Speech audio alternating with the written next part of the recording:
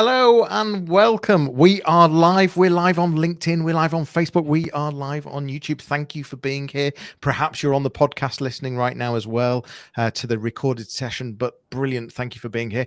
Welcome back to Johnny Ross Fractional CMO. Today, we're diving into the transformative world of email and retention marketing with a special guest, Josh Tay. How are you, Josh? Hi, Johnny. Thanks so much for having me here. I'm super excited to get on with this. You're joining us from across the pond. Whereabouts are you? I'm all the way from Singapore, so the other side of the world. Brilliant. And you work closely with your agency works closely with companies that are in the US, in Australia, a small amount in the UK, but certainly predominantly in the US and Australia. Significantly working with typically e-commerce brands, reasonably large brands. That's some of your background. We're going to be talking today from shaping strategies in health and fitness to mastering email campaigns for some of Asia's top beauty brands. Josh now champions holistic customer strategies at No Limit Email. We'll uncover the secrets behind his unique approach, delve into customer journey optimization, and tackle the big question: is retention marketing the antidote to rising acquisition costs? Stay tuned for an enlightening conversation. So let's just dive in, Josh. Retention marketing, for some, you could argue it's a new concept. It really isn't at all. I mean, we both know that it's some of your best customers need to be retained. That's where your best business comes from. But for those that aren't quite sure, and let's just try and bring everyone up to speed right at the beginning of the podcast. Can you explain what retention marketing is and why it's become so important in today's digital landscape? Well, very good question. So, maybe I should start with what retention marketing isn't, because what the common concept or the common notion that people get is that retention marketing is email marketing. But then email marketing is simply one channel in the entire scape of retention. Retention essentially is just retaining a customer and making them spend more and spend more often with you. And then so there are many different channels that we can approach this by. So there's email marketing, there's SMS marketing, there's the mobile apps push notifications, there's direct mail. There is literally anything can be included into retention marketing as well. Even physical.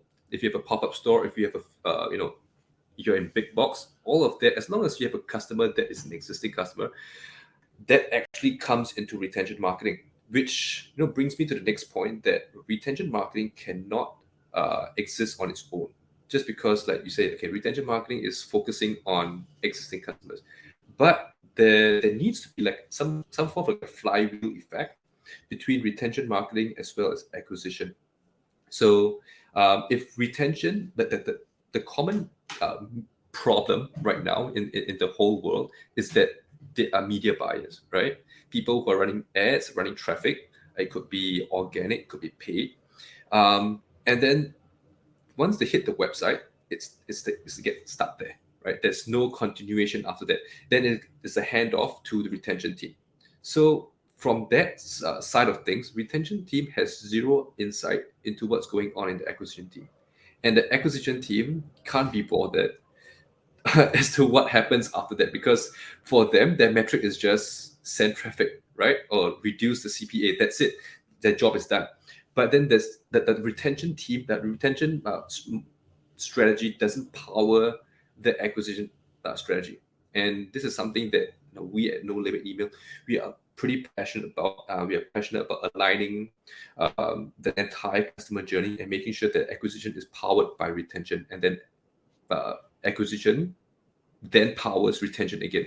So ideally, we want to find customers that retain themselves. That is the main thing.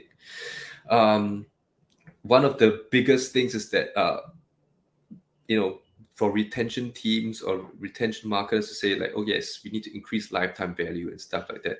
Yes, increasing lifetime value is important, and it should obviously not be neglected. But there's only so much that we can do to increase lifetime value. It's just you can't increase it by brute force.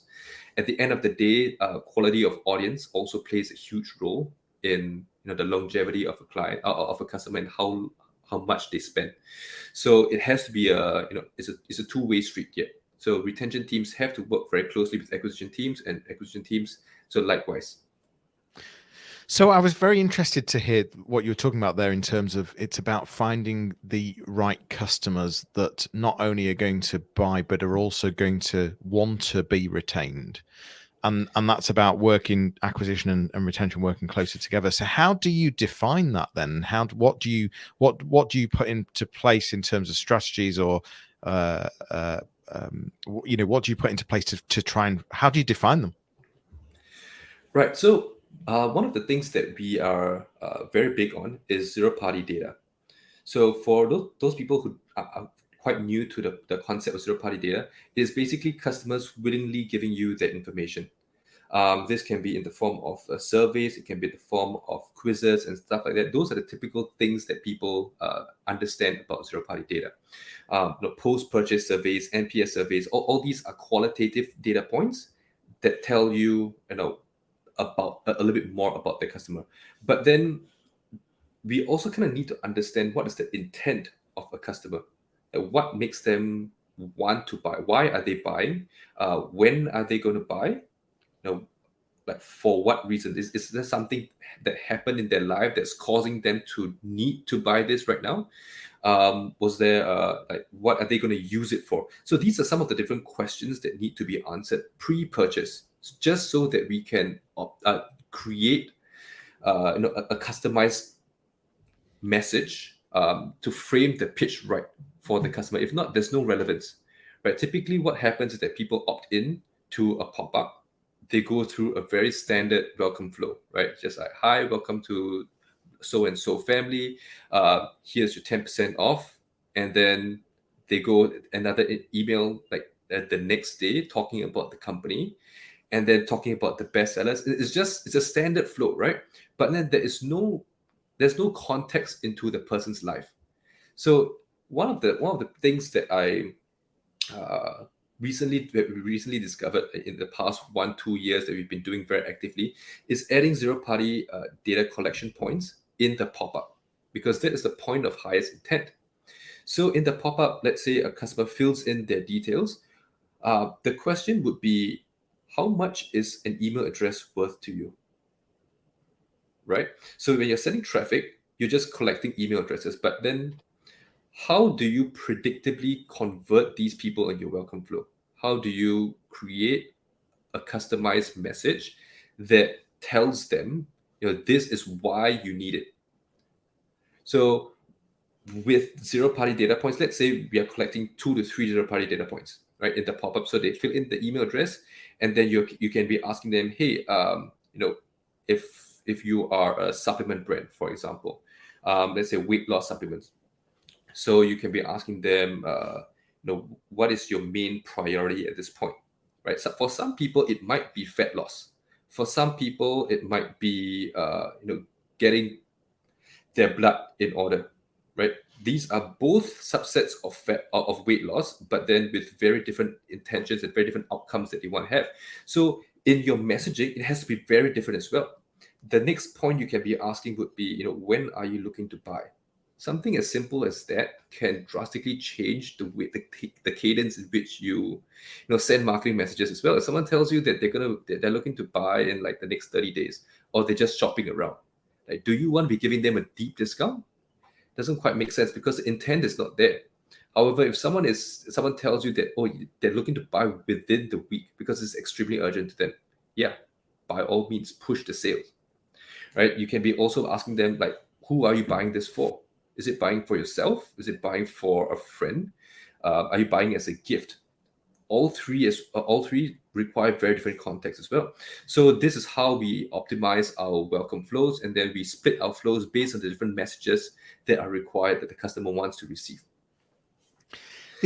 Is there a danger? Because one of the things that has been talked about for a long time is not asking too many questions, because the problem with that is that it then potentially puts off the user. So, but at the same time, I love what you've just said. So how do you find the balance of not asking too many to ensure that you get answers and you get conversion? Right. So this is It's actually a very common question that we get, and it's also a very common pushback that we get from clients. And we've actually recently done a test for pure email opt-ins, like email plus SMS, and then email SMS plus 2 zero-party data points. And we found that there was actually only a 4% decrease in total revenue for like collecting the zero-party data points versus collecting just, 4% decrease in revenue. But then over time, this would drastically empower your acquisition, because now you can create much better ads, because now the ads are more targeted, right? You know exactly what customer pools you are looking for. And in terms of conversion rate on the pop-up, it's not decreased much. We've done about 13% on pop-ups, and it's been between like 13 and 14%. So 13% being the zero-party data points, and then 14% being just pure email SMS. So there's not much of difference in terms of pop-up conversion rate as well. So if you're thinking about list growth, the next question would be, what are you growing this list for? Right? Is it because you want sales, or you just want list growth for the sake of list growth? If you're just gonna have, you're gonna use list growth as a metric just to make yourself feel good, then it doesn't make sense, right? Because at the end of the day, you kind of want to make money. So if you want to make money, we obviously want to make sure that we have better insights for customers. So we then use the same data points in our post-purchase surveys. Our post-purchase communication. So for replenishment flows, for win backs and stuff like that, and we see that we can drastically make up for that 4% that we lost in the welcome flow. So from all of that, it completely makes sense, because now you have much stronger acquisition and you have much stronger retention, both because you collected good data. And what I see commonly is people are asking things like, what's your birthday? Right? It's not relevant. There's nothing that you can really do with a birthday. If at all, you can just collect it after the purchase. If you want to send like an anniversary gift, which funnily enough, for every single email I've got asking for my birthday, I've never received a birthday gift from a brand ever in my life. So yeah, if anyone's collecting that and you want to prove me wrong, please send me a birthday gift. So leading on from that, taking a beauty brand then, so not a supplement, a beauty brand. What out of what might you be asking as a couple of? Throw me a couple more questions. Okay, for beauty brands, most of the time, let's say you sell anti-aging products, right?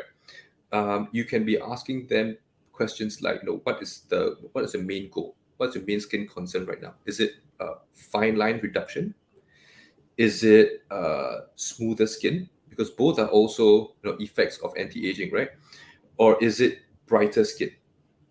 So all three of them are subsets of anti-aging, and they all have different outcomes. So in the messaging, you can also tailor the different messages, and then recommend the relevant products for that.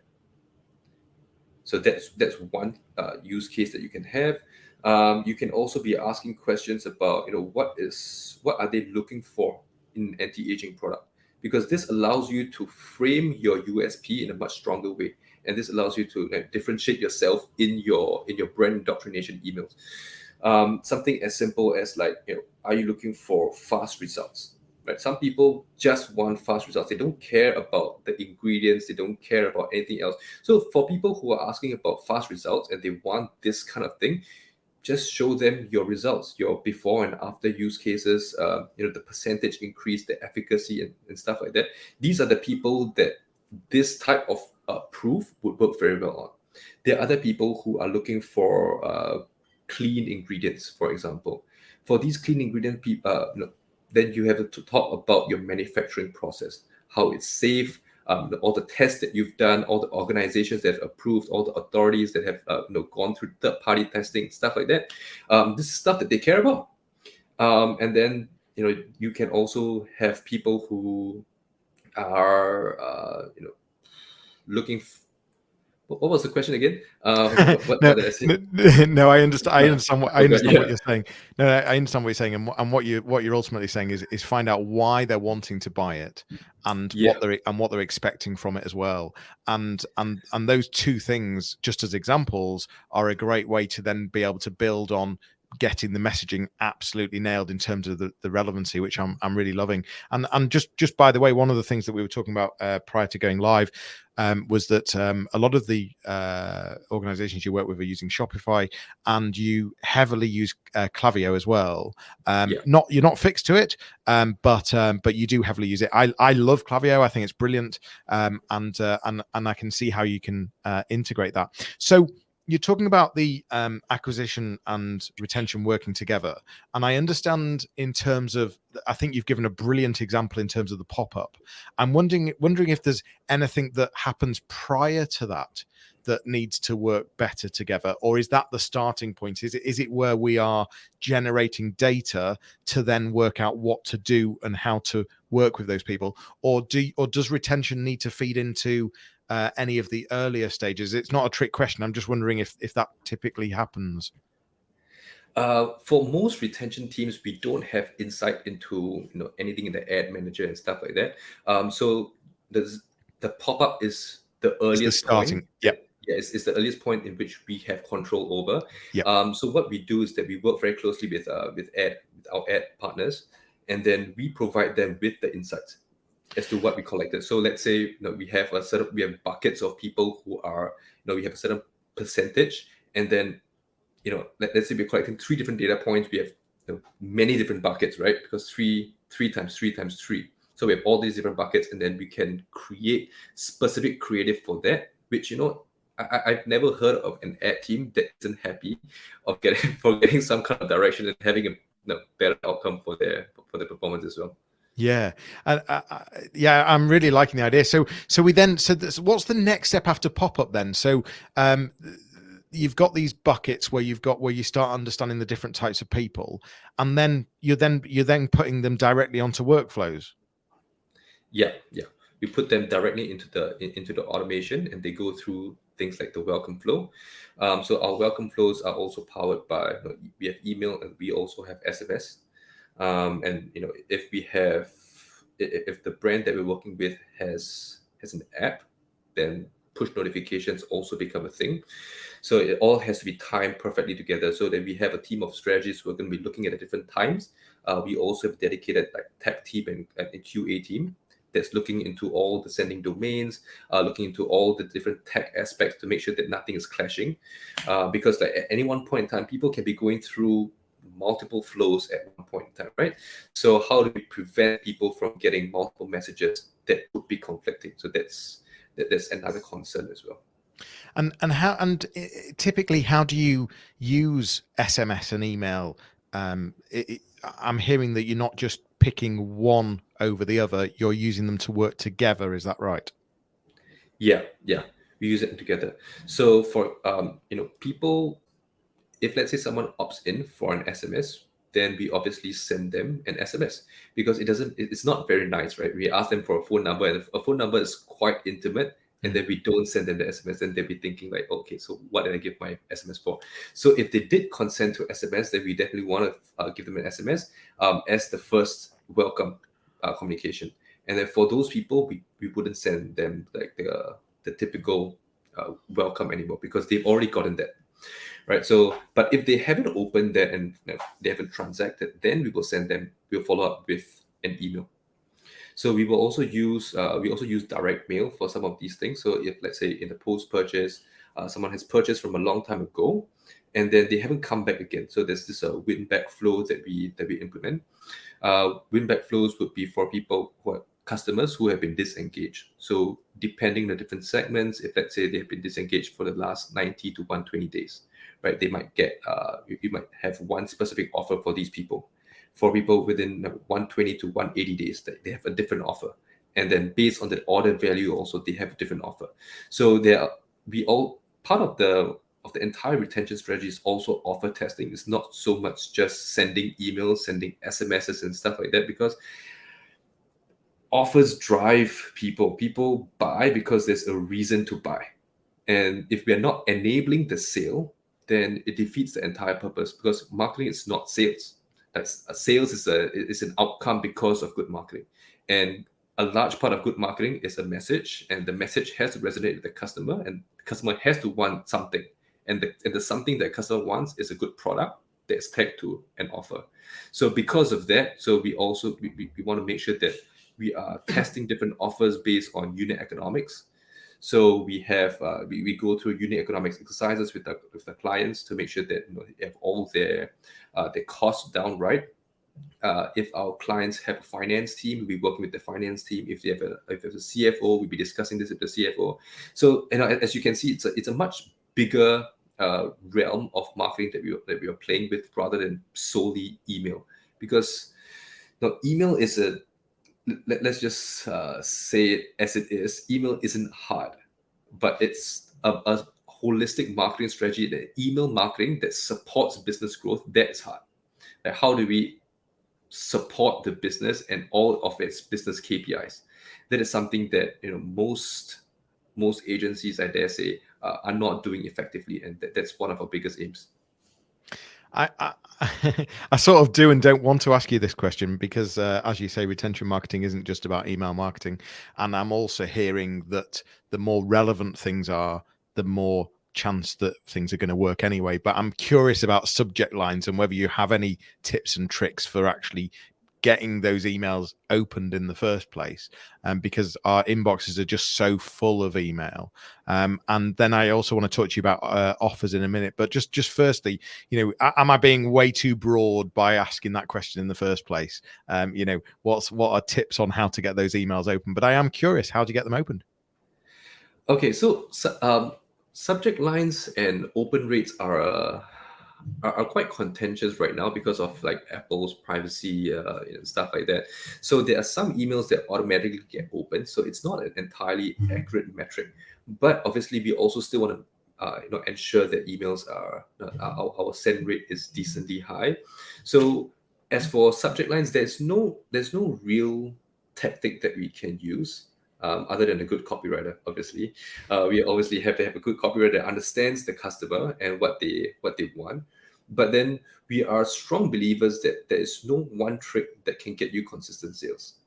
If it's a trick, it's a trick. Like, before you know it, if you like, one of the many things that happens is that people have like the RE with the colon, and then they have whatever it is. Like, it's you might get the sale, you might get the open, but how many times can you repeat that? Right? It's the same as even last chance emails. Is how many times can you send a last chance before someone realizes it's not their last chance? Right? So that it's in case you missed it kind of thing. You get it, right? So subject lines are it's a necessary evil. Obviously, you have to get that. We want to stand out in the inbox. So even in things like emojis in subject line, yes, they might work, but at the end of the day, it's about the content within your email. So when if people open the email and they see content that they look forward to receiving, entertaining content, content that actually teaches them something about the product, teaches them something about their lives. It might not even be about the product, right? It could be a general thing about improving their life in a certain aspect of your niche. So when people start wanting to receive them, they actually start looking forward to your emails. They look forward to your brand, and then they might not open other emails, and they just go straight to your brand. And they see XXX brand, they're like, oh, okay, cool. If, let's say, founders are always the one, if you have a founder-led brand, and you are the face of the company, and people like your brand message, they like the way that you speak, they like the values that you have, typically you also see people opening your stuff. It's less like a text message, right? If you have a bunch of work notifications, you're not going to open the work notifications over the weekend. But if you see a good friend text you, you're going to open that. It's the same thing.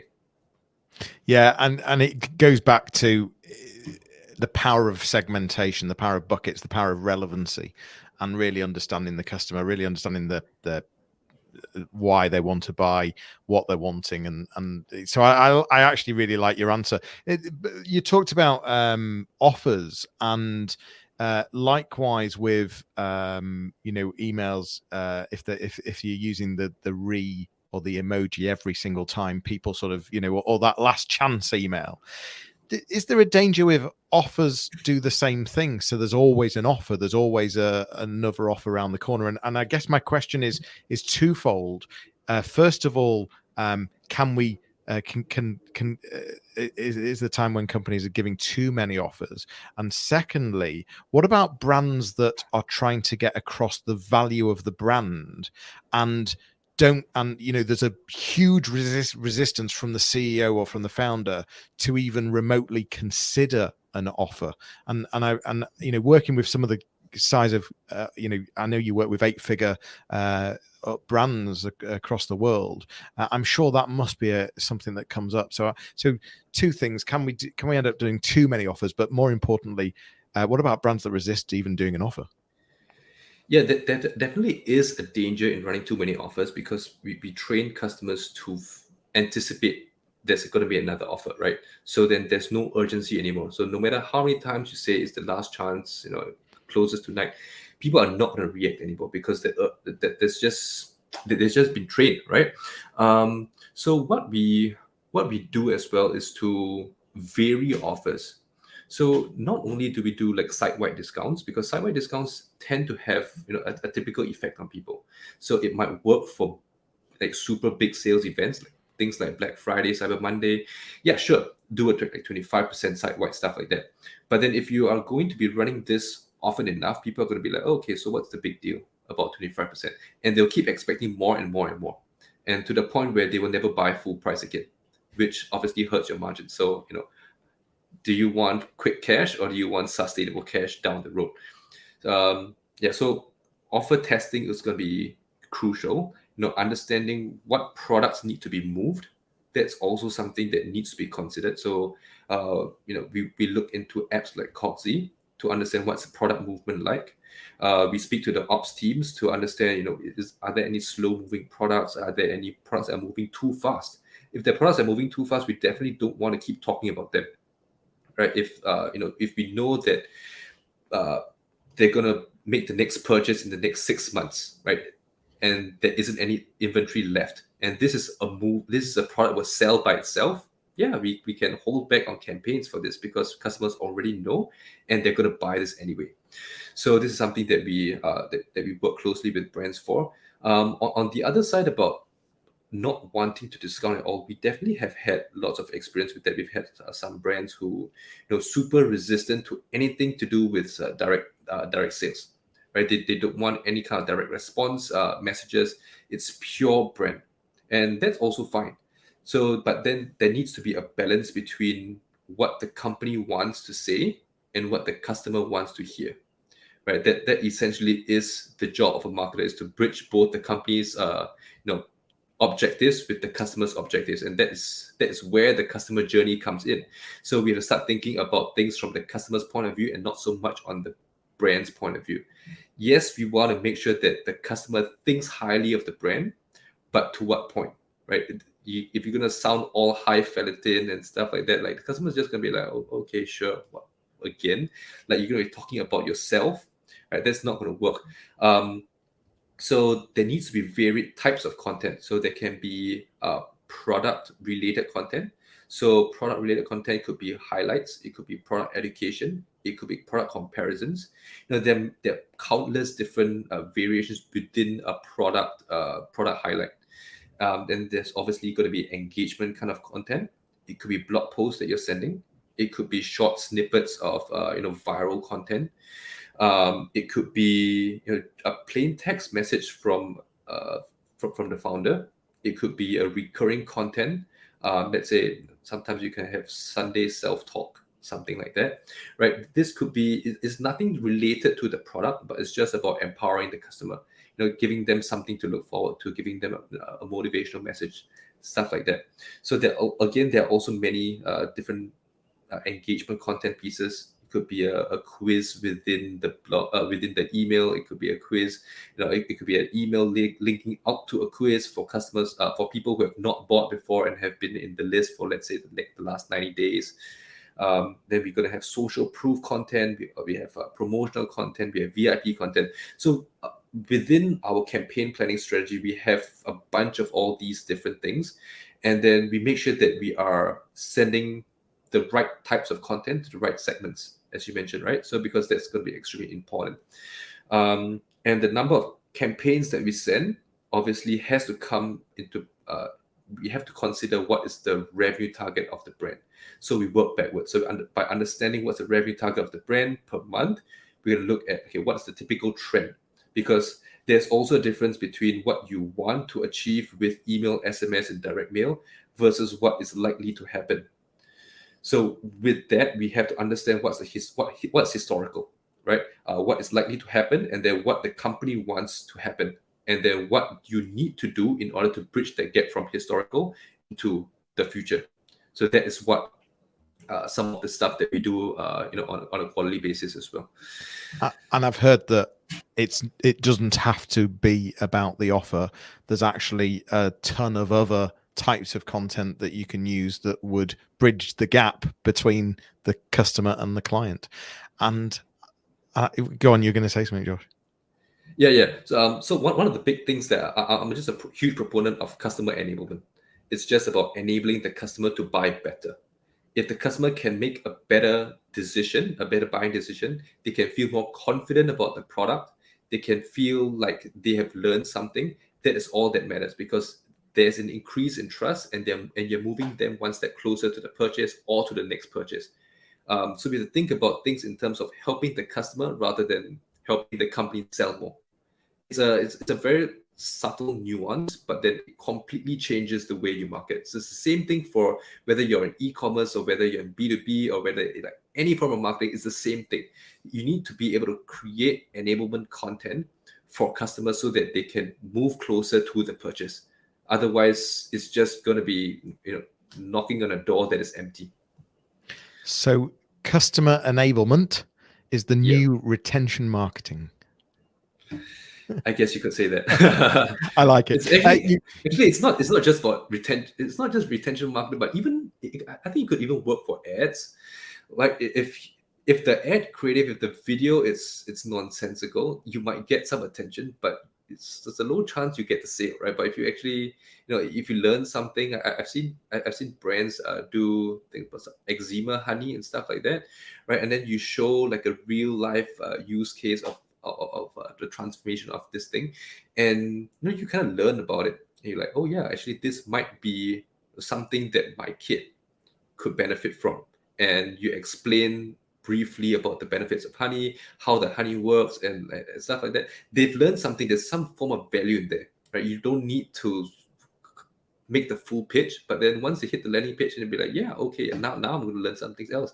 So all of that comes into the form of enablement content rather than purely like a static image of a brand, of a product, and then it's like buy now. Like, okay. I absolutely love the idea of customer enablement, and it's most probably a topic that I am going to explore in a future podcast as well. Josh, this has been brilliant. I love the connections you've made in terms of retention needs to start way sooner than actually once you've acquired. So that's that's a really important part. Just the simplicity of a marketeer's role as well. Brand has a particular voice, but customers want to hear a particular thing. So how do you join those dots? Been really helpful. You mentioned an app. Was it Cogsy? What was the name of the app that you mentioned?